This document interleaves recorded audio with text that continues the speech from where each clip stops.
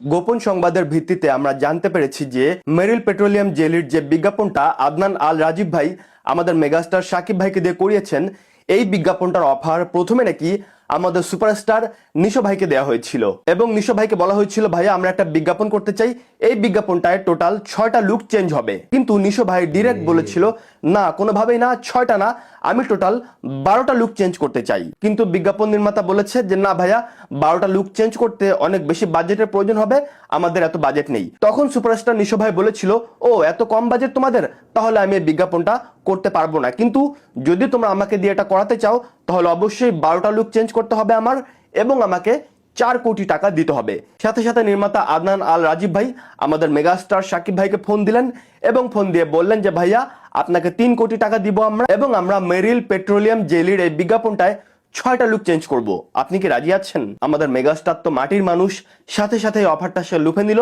বিজ্ঞাপনটা করলো এবং এই বিজ্ঞাপনটা অনেক সুন্দরভাবে হিটও হয়ে গেল। কিন্তু আফসোস, যদি সুপারস্টার নিশো ভাই এই বিজ্ঞাপনটা করতো, এই বিজ্ঞাপনটা ব্লকবাস্টার হিট হতো। আহা, নারী কত সুন্দর অভিনয় করে রে, অভিনয়ের জন্য নারী সেরা রে।